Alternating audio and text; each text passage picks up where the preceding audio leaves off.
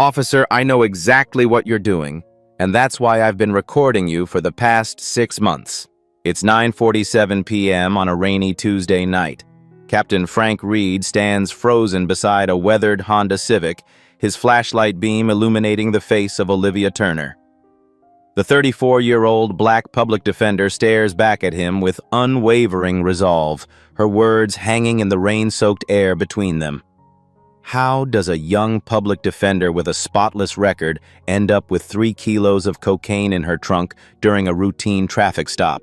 Reed's practiced smirk vanishes. Confusion flickers across his face, then anger. His hand moves toward his holster as the rain intensifies around them.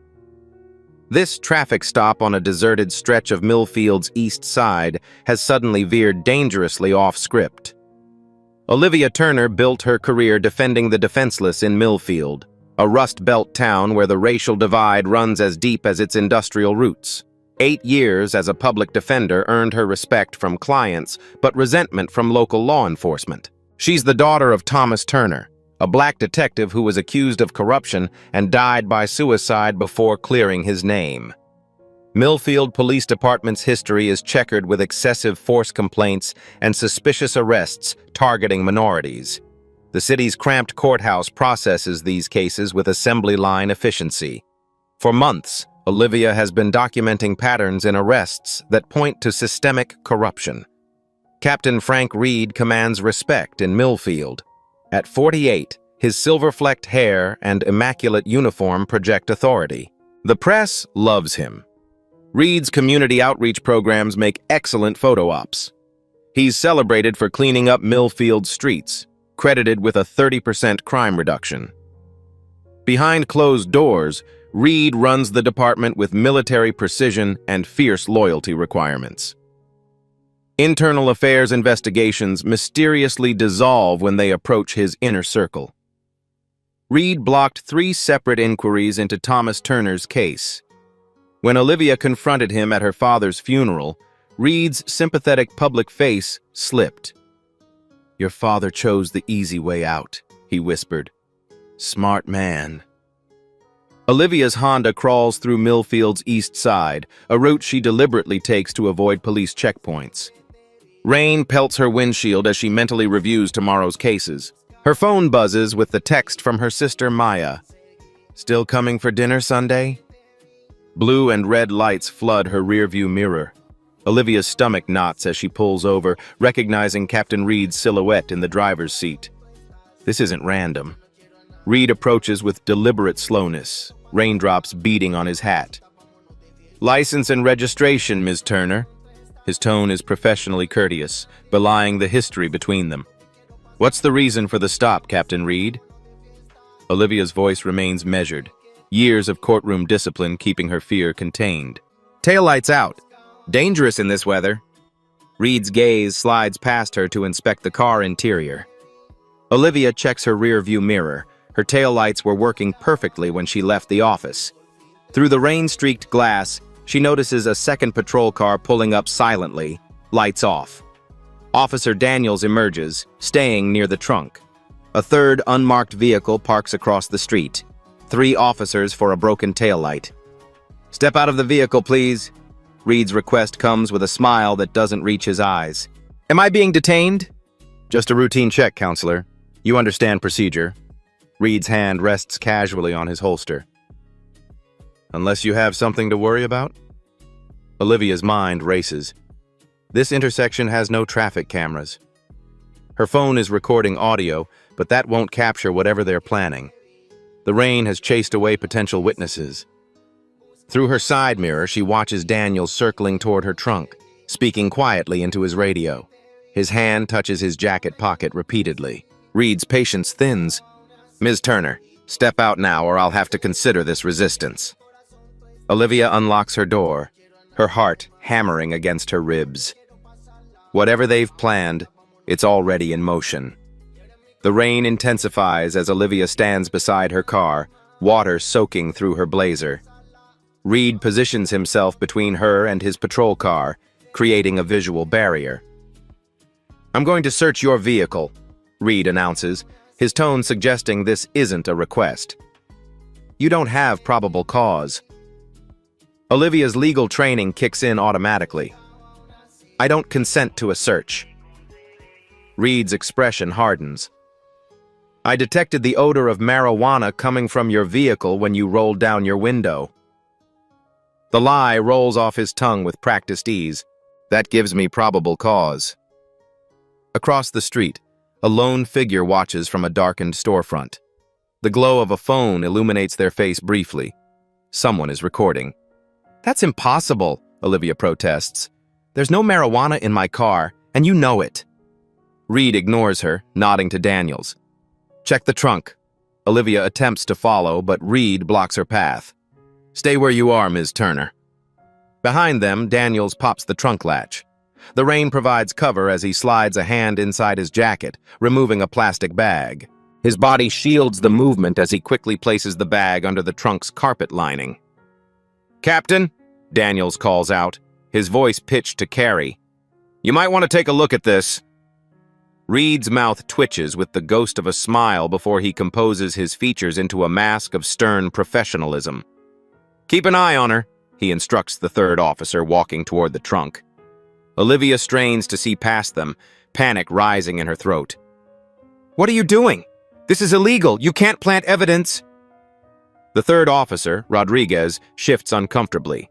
His eyes dart between Olivia and his colleagues, hesitation written across his face.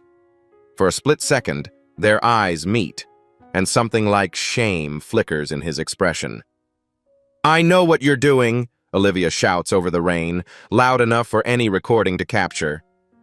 This is a setup, Reed returns, his expression grave but eyes gleaming with triumph. Ms. Turner, you have a serious problem. Would you care to explain this? Reed holds up a Ziploc bag containing white powder. 3 kilos, professionally packed. Street value. Over $150,000. Olivia's blood runs cold. That is not mine. You know damn well it's not mine. Her voice rises, fighting to be heard over the rain. You just planted that. Reed's expression shifts to performative disappointment. The prominent public defender carrying narcotics. What a shame. He signals to Daniels. Cuff her. Daniels roughly grabs Olivia's wrists, the cold metal of handcuffs biting into her skin. Olivia Turner, you're under arrest for possession with intent to distribute a controlled substance. This is a frame job! Olivia struggles against Daniels' grip. You're doing this because of my father, because I've been investigating you. Reed leans close, his voice dropping to a whisper. Your father couldn't prove anything either. Look how that ended for him. Olivia's resistance intensifies. I want my phone call. I want my lawyer present for questioning. Of course, Reed replies loudly. You'll have all your constitutional rights, counselor. Officer Rodriguez retrieves her purse from the passenger seat, carefully avoiding her gaze. As he hands it to Reed, he hesitates. Sir, should I log her personal effects now or at the station? Station, Reed snaps, taking the purse and passing it to Daniels, who bags it as evidence. Daniels shoves Olivia toward the patrol car with unnecessary force, her shoulder hitting the doorframe. Pain radiates down her arm as she's pushed into the back seat. Through the rain-streaked window, Olivia watches Reed make a call, his expression triumphant. She knows what's happening. Within hours, the story will break. The respected Captain Reed catches corrupt public defender with drugs. Her career, her father's legacy, her ongoing investigation, all destroyed in a single night. As the cruiser pulls away, Olivia glimpses the storefront across the street. The figure with the phone is gone. The Millfield Morning Herald's website updates at 6:17 a.m. Public defender arrested on drug charges. By sunrise, Olivia's booking photo dominates local news, her exhausted face beneath the headline making her appear guilty already. In the county jail's common area, inmates watch Captain Reed's press conference on the small television.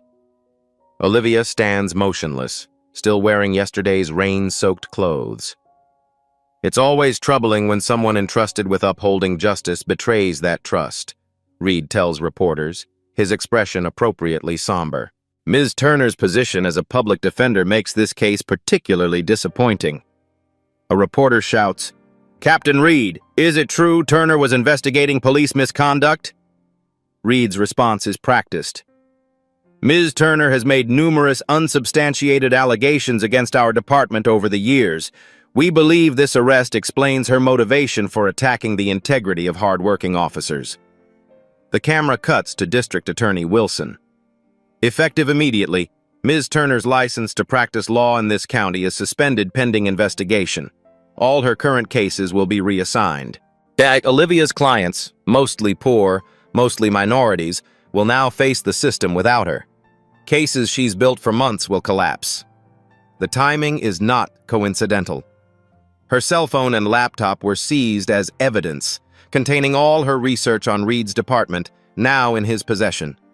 The television shows Reed shaking hands with Judge Howard Grant, who will preside over her arraignment. An inmate approaches, a young woman Olivia doesn't recognize. "They did the same thing to my brother last year," she whispers. "Said they found meth in his car. He's still in prison." The news transitions to weather as guards approach. "Turner, your arraignment is in an hour." Olivia squares her shoulders. The system she's fought within for years is now closing around her. But they've made one critical mistake, assuming she didn't have contingency plans for exactly this scenario. Steel doors clang shut behind Olivia as she's escorted to cell block D. Orange jumpsuit, slip-on shoes, institutional dehumanization by design. The guards, who know her from countless client visits, now avoid eye contact. Her cell assignment is no coincidence. She shares it with Tasha Williams, a former nurse arrested 3 months ago for drug possession, another case with Reed's fingerprints all over it. "Never thought I'd see you on this side," Tasha says quietly after lights out. The darkness feels safer for truths. "I didn't do this," Olivia whispers. "None of us did." Tasha shifts on her thin mattress. "They got Johnson last year, Martinez before that. Always the same. Traffic stop. Drugs mysteriously appear." Olivia sits up. "All minorities?" "Every single one. And all of us had something in common. We'd crossed Reed somehow." Olivia's mind races. "What was your connection?" "I was an ER nurse. Treated a kid beaten half to death in police custody. Filed a report." Tasha's voice hardens. 2 weeks later, Reed personally pulled me over." Through the night, Tasha describes a pattern. At least 7 people framed in 3 years. All cases involved Reed or his close officers. All victims had challenged police authority. "Why hasn't anyone fought back?" Olivia asks. "With what resources? From in here?" Tasha laughs bitterly. "Evidence disappears. Witnesses change stories. Public defenders are overworked. And now they got you too." Midnight count interrupts them. Flashlights sweep the cell, lingering on Olivia's face. "They're watching you extra careful," Tasha observes after the guards leave. "You must really scare them." Olivia stares at the ceiling. "My father was investigating Reed 8 years ago. He supposedly killed himself when drugs were found in his locker." "You don't believe that?" "Never have." Olivia turns to face her cellmate. "Reed thinks he's destroyed all my evidence. He's wrong." "You kept backups?" Tasha sounds skeptical. "Better." Olivia lowers her voice further. "I was counting on this happening. I've been recording everything for months." Visitation day brings an unexpected face. Officer James Foster, recently transferred from Chicago PD, sits across from Olivia in the contact-free booth. "I don't know you," Olivia says flatly into the phone receiver. "I know you." Foster leans forward. "Your reputation. Your father's case, too." Olivia's expression remains guarded. "You're Reed's officer." "I'm nobody's officer except the public's." Foster glances at the surveillance camera in the corner. "I transferred here 3 months ago. Been seeing things that don't add up." "Like what?" "Evidence logging irregularities, missing body cam footage, Officers with lifestyles their salaries can't explain. Foster lowers his voice. Reed runs the department like a fiefdom. Anyone who questions procedures gets transferred to midnight shifts in the worst districts. Olivia studies him. Why risk talking to me? I'm toxic right now. Because I checked your record. 15 complaints filed against police misconduct in 3 years, all meticulously documented, all dismissed. Foster's eyes hold hers. That's not coincidence. So why are you really here? Internal Affairs in Chicago sent me. Foster's admission comes as a whisper. There's a multi-jurisdictional investigation brewing. Your arrest accelerated things. The guard calls time remaining. I don't believe you, Olivia says, loud enough for others to hear. Then, softer. Prove it.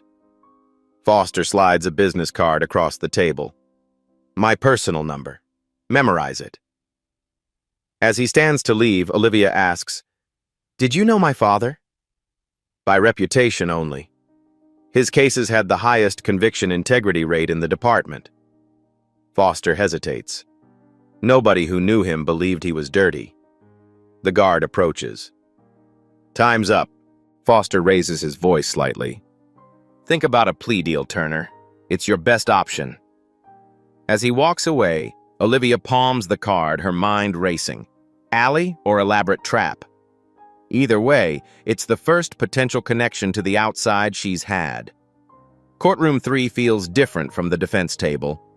Olivia's wrists and ankles are shackled, the metal cold against her skin. The gallery is packed. Colleagues, former clients, press. Maya sits in the front row, her journalist's notebook open. Judge Howard Grant enters, his golf tan visible beneath his robes. Olivia has lost cases before him that should have been slam dunks. His country club membership shares members with Reed's inner circle.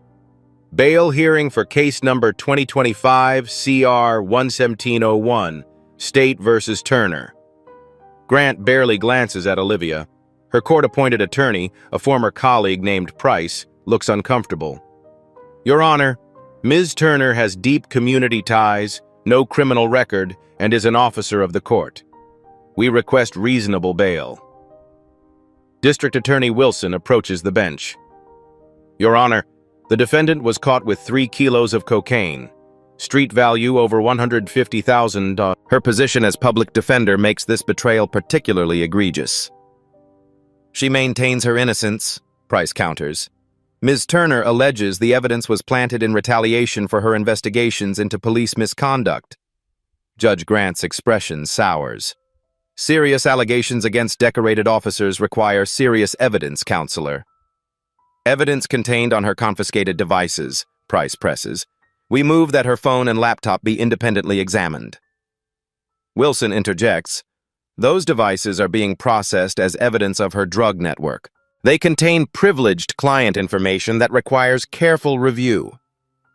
Judge Grant nods. Motion denied. Bail is set at $1 million. A gasp ripples through the courtroom. The amount is punitive, impossible. Your Honor, Price protests. That's excessive for a first-time offense. Ms. Turner's knowledge of legal proceedings makes her a flight risk. Given her connections to criminal elements through her work, the court has concerns she might flee jurisdiction. Grant bangs his gavel. Next case. As guards lead her out, Olivia locks eyes with Maya, giving a subtle nod. Their contingency plan is now active. Judge Grant watches her exit, then checks his phone. A text from Reed. Thanks. Dinner at the club Saturday? The public defender's office buzzes with nervous energy. Olivia's desk has been sealed with evidence tape, her files boxed for review. Colleagues whisper when Maya enters, press credentials visible. I'm doing a piece on the backlog created by my sister's absence, she explains to the receptionist. Human interest story. While interviewing Olivia's supervisor, Maya notices Detective Harris lingering near the file room. His nervous glance meets hers before he quickly turns away. Later, alone in Olivia's office, Maya carefully photographs the space. noting which files appear disturbed. She slides a USB drive into Olivia's desktop computer, bypassing the login with a password they've shared since childhood. The hard drive has been wiped clean. Outside, Harris watches from his unmarked car. His phone rings. Reed's number. "They're going through her office now," Harris reports. "The sister." "Did you get everything?" Reed demands. "All physical files on the Johnston, Williams, and Lopez cases. Her computer was already cleaned out." "What about cloud storage? Email accounts?" Harris hesitates. "It says there's no evidence of remote backups." "She's too smart not to have insurance," Reed snaps. "Find it." Harris ends the call, conflict evident on his face. An 18-year veteran with a pension 3 years away, he's watched Reed's operation grow from petty corruption to something darker. The Thomas Turner case 8 years ago crossed a line, but Harris stayed silent, complicit. He watches Maya leave the building, determination in her stride. She's got her sister's same fearless walk.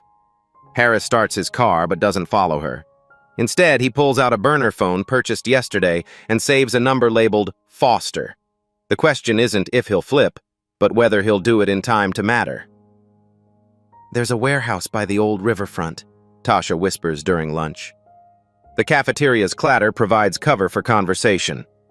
"Unit 17, West Side Storage. Reed meets his crew there twice monthly." Olivia memorizes the details. "How do you know this?" "My ex worked security there before he got set up too. Said they'd move shipments at night, expensive cars arriving, leaving lighter."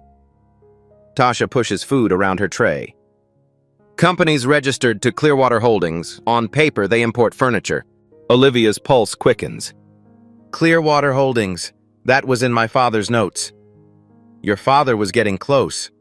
Tasha lowers her voice as a guard passes. "Reed's operation isn't just planting evidence. The cocaine is real. They're confiscating from actual dealers, then reselling it through their own channels." "A distribution network using police authority as cover," Olivia whispers. "That's federal-level RICO." "My bail hearing's tomorrow," Tasha says. "If I make it out—" "Don't go near that warehouse," Olivia interrupts. "They'll know we talked." A shadow falls across their table. Officer Daniels, smirking. "Turner, your lawyer's here." In the attorney room, Price looks exhausted. "They've expedited your case. Trial date is set for next Monday." "That's impossible. Discovery alone should take weeks. Judge Grant fast-tracked everything. DA's offering a deal, 5 years if you plead guilty." Olivia leans forward. "I need you to get a message to my sister. Tell her, Clearwater Holdings, Unit 17. Price hesitates. "They're monitoring my communications with your family." "Then tell her I said check Dad's fishing spot. She'll understand." Olivia's mind races. "Also, I need you to request my personal effects inventory from booking." "Why?" "Just checking they logged everything correctly." Olivia keeps her expression neutral, aware of cameras. "Especially my jewelry and watch." Price nods, confused but compliant. What he doesn't know, the vintage watch Olivia wore during her arrest contains a micro SD card with encrypted files, insurance that Reed hasn't discovered yet. Maya Turner paces her apartment, phone pressed to her ear. "This is insane. They're rushing her to trial in less than a week. No discovery, no proper defense prep." On the other end, Price sounds defeated. "Judge Grant is rubber-stamping everything the DA requests. They've got her cornered." "And the message?" "She said check Dad's fishing spot and something about Clearwater Holdings, Unit 17. Does that mean anything to you?" Maya's breath catches. "Yes. Thank you." She ends the call and immediately pulls a battered tackle box from her closet, their father's last possession. Inside, beneath fishing lures, lies a sealed waterproof bag containing a USB drive. Maya's hands shake as she plugs it into her laptop. Password protected. She tries their father's badge number. Access denied. Their mother's birthday. Denied. Then she types "read" and the screen unlocks. The drive contains hundreds of files, surveillance photos, financial records, testimony transcripts, all meticulously organized. A folder labeled "Clearwater" contains property records and shipping manifests for a warehouse registered to a shell corporation with offshore banking connections. Her doorbell rings. Maya freezes, quickly ejecting the drive and sliding it into her pocket. Through the peephole, she sees a delivery man holding a package. She opens the door cautiously. "Maya Turner?" "Yes." "Sign here, please." Nothing seems suspicious. After he leaves, Maya opens the package. Inside is a burner phone and a note in Olivia's handwriting. "Activate only in emergency. One number programmed. Trust no one else." Maya moves to her window, scanning the street below. A dark sedan is parked across from her building. Two men sit inside, not bothering to hide their surveillance. She texts her editor. "Taking personal leave. Family emergency. We'll call tomorrow." Then calls her closest friend, Sarah Parker, ex-FBI forensic accountant. "Remember that corruption story I mentioned? It's happening now. I need your help." Sarah doesn't hesitate. "Where do we meet?" "Dad's cabin. Come alone. I think I'm being watched." The cabin sits 20 miles outside Millfield, surrounded by dense forest. Thomas Turner bought it for weekend fishing trips. Now it serves as an unlikely command center. Maya spreads her father's files across a weathered table. Sarah Parker examines financial records while Alex Rodriguez, an IT specialist and Maya's college friend, sets up secure communications. "These shipping manifests don't match the customs declarations," Sarah notes. "Clearwater reports importing furniture, but the weight distributions are consistent with drug shipments." Alex whistles. "Your dad was thorough. GPS coordinates, dates, photos. He was building a RICO case." "Until Reed framed him and drove him to suicide," Maya says bitterly. "Maybe not suicide," Sarah murmurs, studying a document. "Your father requested an FBI meeting the day he died. He never showed." Alex's laptop pings. "I'm in their security system. Warehouse has 4 cameras, loading dock, main floor, office, exterior gate." The screen displays grainy footage of Unit 17.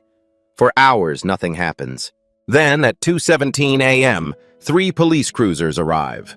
Reed emerges from the first, followed by Daniels and 2 officers Maya doesn't recognize.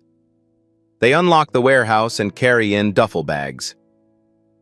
"Those aren't evidence bags," Sarah observes. "No tags, no documentation." "I'll run facial recognition on the others," Alex says, typing rapidly. 30 minutes later, the officers exit. The duffel bags are gone, replaced with envelopes Reed distributes. "Payoffs," Sarah whispers. "Can we use this in court?" Maya asks. Sarah shakes her head. "Illegally obtained, but it tells us where to look for legitimate evidence." Alex swears suddenly. The third officer is Lieutenant Phillips, head of internal affairs. Maya's phone rings. The burner. Foster's number. "I found something," he says without preamble. "Reed's planning a major shipment tomorrow night. $5 million in product, his biggest yet." "How do you know?" "Harris is talking. He wants immunity, but he'll wear a wire tomorrow." "We need more time," Maya says desperately. "Olivia's trial starts Monday." "That's why Reed scheduled it then. He'll be untouchable once she's convicted." Maya parks outside the Millfield Gazette, her workplace for 6 years. The editor agreed to meet despite her leave of absence. She needs press credentials to access court records. As she exits her car, a black SUV pulls alongside. The window lowers, revealing Reed's face.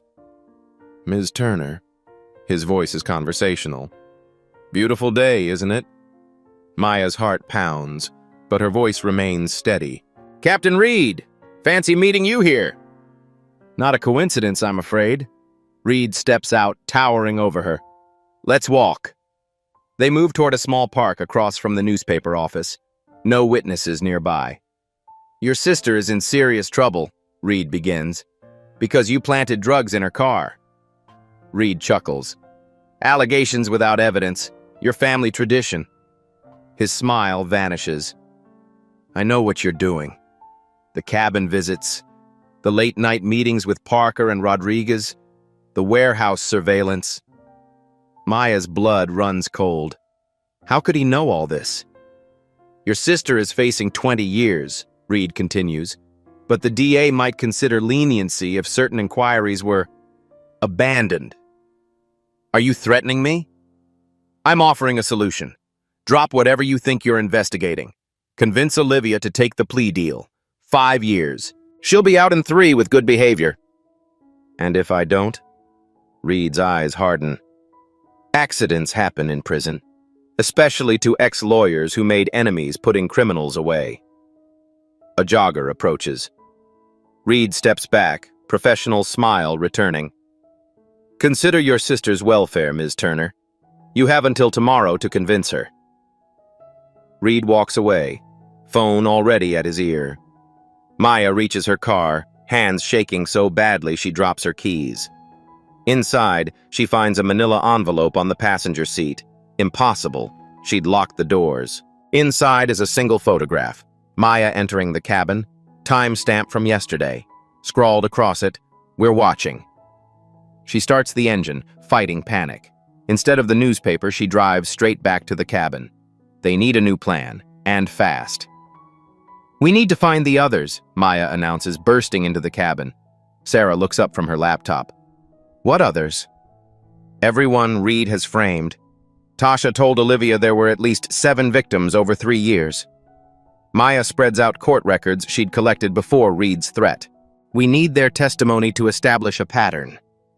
Alex cross-references names with arrest records. Marcus Johnson, arrested last year, possession with intent, former community organizer who led protests against police brutality. Elena Martinez, Sarah adds, schoolteacher who filed excessive force complaint after her brother was hospitalized during arrest. All minorities, Maya notes. All had challenged Reed or his officers. All represented by overworked public defenders, Alex continues. All took plea deals. By midnight, they've identified 5 victims besides Olivia and Tasha. All share the same pattern. Traffic stop, drugs discovered, bail denied, expedited trial schedule, pressure to accept plea deals. Foster calls with news. Harris confirmed the shipment. Tomorrow night, 11 p.m. 5 million in cocaine coming in, distributed to dealers by Sunday night. Why such a rush? Maya asks. Reed's spooked. Your sister's investigation, your team's activities, he's accelerating everything before it unravels. We need to reach the other victims, Maya insists. Too dangerous, Foster counters. Reed's watching them. But there's something else. The dash cam footage from Olivia's arrest? It's been altered. 8 minutes missing exactly when Daniels was at the trunk. Can you prove tampering? Not without access to the original files on the department server. Sarah interrupts, pointing to her screen. I found something in your father's files. Reed deposits $50,000 cash quarterly into an offshore account. Been happening for 9 years. Right after Dad started investigating him, Maya whispers. There's more, Sarah says. 5 days before your father died, he mailed something to a federal prosecutor in Chicago. There's no record of what it contained. Alex looks up grimly. We've got 72 hours before Olivia's trial. Reed's shipment is tomorrow. We need a decisive move, now. Maya secures a jail visit with Olivia, their last chance to coordinate before Monday's trial. The visitation room buzzes with conversation, providing cover. Reed threatened me directly, Maya whispers. He knows about the cabin, our team, everything. Olivia's expression remains neutral for the cameras. They've expedited everything. Judge Grant denied all motions for discovery. Price is overwhelmed. We found Dad's files, the warehouse, offshore accounts, everything. Foster says Reed is moving a major shipment tomorrow night. You've been talking to Foster? Olivia's concern is evident. Be careful. We still don't know if he's trustworthy. Harris is cooperating too, wearing a wire tomorrow. Olivia leans forward. Listen carefully. My watch, the one Dad gave me. They inventoried it in my personal effects. There's a micro SD card in the band adjustment hole Reed doesn't know. What's on it? Everything. 6 months of recordings, photos, documents, all uploaded to a secure cloud server. Password is the date Dad died, reversed. The guard approaches. 2 minutes. Maya nods. What about your phone? Your laptop? Decoys. Everything important is backed up, but Reed has them now. We're running out of time, Maya says desperately. Trial Monday, Reed's shipment tomorrow. It's not a coincidence, Olivia interrupts. He's clearing obstacles before moving the product. As Maya stands to leave, Detective Harris enters, ostensibly to speak with another prisoner. He passes their table, dropping a folded note that slides to Olivia's feet. Once Maya leaves, Olivia unfolds it in the bathroom. Reed has informants in FBI Chicago office. Foster is legit. Watch for Phillips. Internal affairs compromised. 48 hours until they move you to state prison where Reed has guards on payroll. The countdown has begun. Olivia has less than 2 days before she's moved beyond reach. The shipment happens tomorrow. Trial Monday. The window for justice is closing fast. Outside the jail, Maya finds her tires slashed. A warning taped to her windshield. Final chance. Walk away. Sunday morning. 36 hours until trial. 14 hours until Reed's shipment. We need the watch, Alex insists, hunched over his equipment at the cabin. Sarah nods. Without hard evidence, everything we have is circumstantial. Maya's burner phone rings. Foster. Reed's called an all-hands meeting tonight, covering the shipment. I've been assigned to prisoner transport tomorrow. They're moving Olivia to state prison at 6 a.m. That's not protocol, Maya protests. Trial's at 9. Reed's changing the narrative. High-risk defendant justification. Once she's at state, she'll disappear into the system. The call ends, leaving heavy silence. We need to move now, Sarah decides. Maya, request Olivia's personal effects through Price. Alex, we need eyes on that warehouse tonight. Already ahead of you, Alex replies, showing a small drone controller. Industrial model, infrared capable, 4-hour flight time. Sarah pulls out her FBI credentials. I'm officially on leave, but these still open doors. I'll talk to the Chicago federal prosecutor your father contacted. What about me? Maya asks. Something Reed won't expect, Sarah says. Go back to the scene of Olivia's arrest. Canvass every business, every house. Someone else might have seen something. Maya drives to the intersection where Olivia was arrested. The gas station across the street has a perfect view. Inside, the clerk recognizes her from the newspaper. You're that reporter, the one whose sister got arrested. Did you see what happened that night? He hesitates. Look, I don't want trouble. My sister was framed. Please. The clerk glances around, then whispers, Our security camera covers that corner. Manager told police it was broken that night, but it wasn't. He just didn't want involvement. Do you still have the footage? Company keeps backups for 30 days. He slides her a USB drive. I could lose my job. Maya watches the footage in her car. Crystal clear. Daniel's approaching Olivia's trunk, removing something from his jacket, planting it. Indisputable evidence of a frame-up. She calls Sarah immediately. I've got it. Proof. Sunday evening. Price arrives at the jail with papers for Olivia to sign. Hidden among them, a note from Maya confirming they have the gas station footage and Harris's cooperation. There's been a development, Price says for the recording devices. The prosecutor has offered a reduced plea. Olivia understands the code. Playing along, she reviews the documents carefully, then slips Price a note with her watch's location in property storage and cloud server access details. I'll need time to consider this offer, she tells Price loudly. After Price leaves, Olivia receives another visitor, Foster, conducting a pre-transfer security assessment. Everything's in place, he whispers. Harris is wired. Reed's shipment arrives at 11.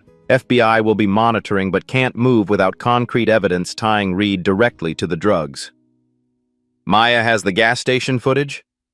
Foster nods. But we need more. Physical evidence linking Reed to the operation. Your recordings might help, but we need him caught in the act. There's a false bottom in my watch case, Olivia reveals.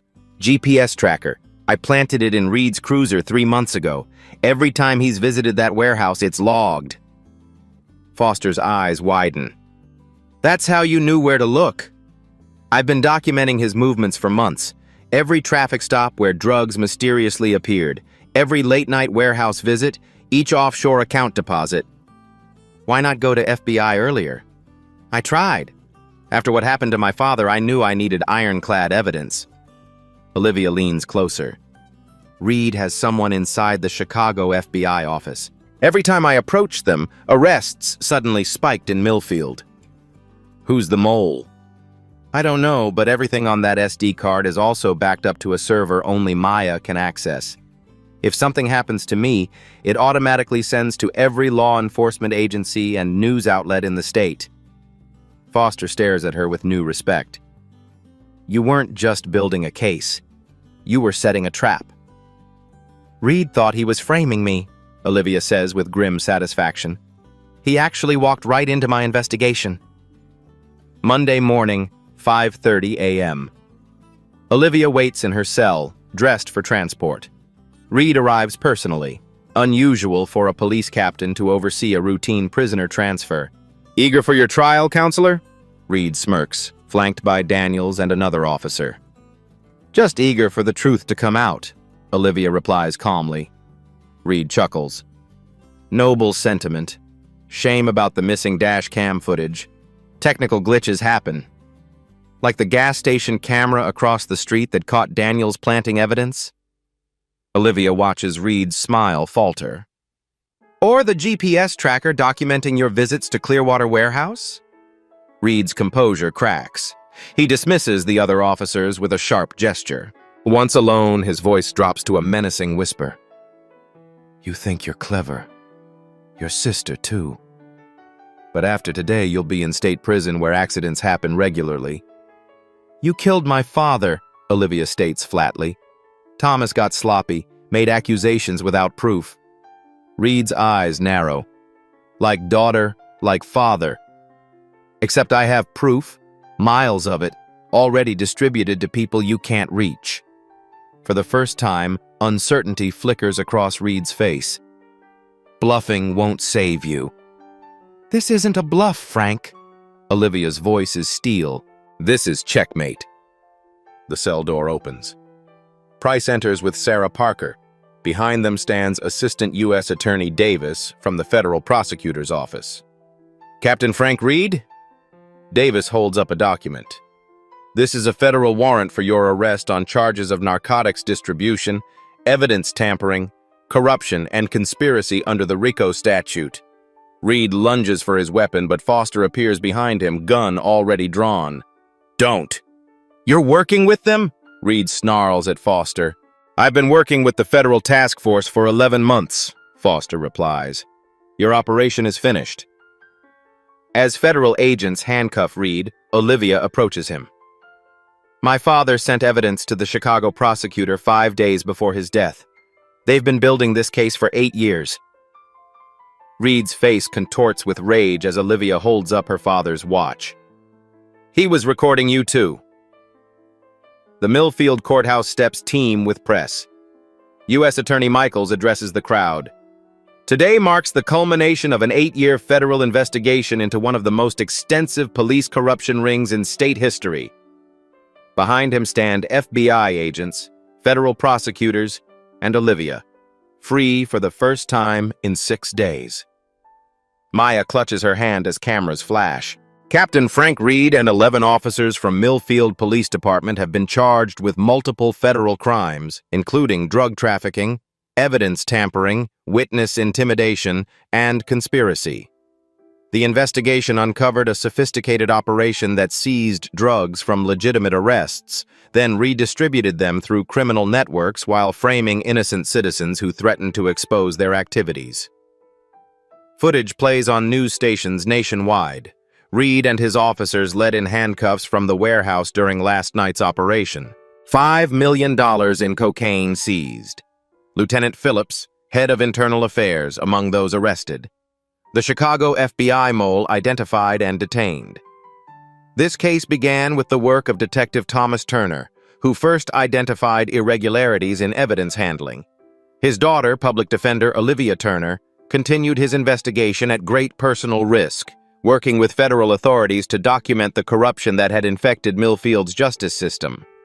The charges against Olivia are dismissed with prejudice. Judge Grant resigns before impeachment proceedings begin. District Attorney Wilson faces disbarment for his role in the cover-up. Detective Harris receives limited immunity for his cooperation. His testimony helps identify 7 innocent people wrongfully convicted through Reed's frame-ups. All cases are reopened. In the precinct parking lot, officers remove Reed's name from his reserved parking space. Inside, Foster supervises as boxes of evidence are cataloged for the federal prosecution. In a private moment at the courthouse, Assistant U.S. Attorney Davis hands Olivia a folder. Your father's original notes. He was a good man, principled. Was he murdered? Olivia finally asks the question that's haunted her for years. The case is being reopened, Davis replies. But between us? The ME who ruled it suicide just had his license suspended for falsifying reports at Reed's request. 6 months later, Olivia stands at a podium in the newly renovated Millfield Community Center. Behind her, a plaque reads, Thomas Turner Justice Initiative. Today we launch a program that will provide legal representation and support for victims of systemic injustice, she announces to the packed room. No one should face the machinery of law enforcement alone.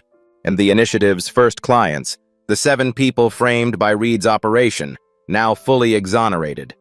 Tasha Williams sits in the front row, recently hired as the center's outreach coordinator. The police department operates under federal oversight. Foster, now interim captain, has implemented body cameras, civilian review boards, and transparent evidence protocols. Applications from minority officers have increased 300%. Sarah Parker left the FBI to join Olivia's initiative as lead investigator. Alex Rodriguez developed secure communication systems for whistleblowers to report misconduct safely. Maya won a National Journalism Award for her coverage of the case. Her series, Badge and Betrayal, prompted investigations in 3 neighboring counties. After the ceremony, Olivia visits the cemetery. She kneels at her father's grave, now bearing a corrected headstone. Detective Thomas Turner, 1965 to 2017, died in the line of duty. She places his watch beside the flowers. We finished what you started, Dad. Reed will spend the rest of his life in federal prison. Your name is cleared. The official inquest ruled Thomas Turner's death a homicide.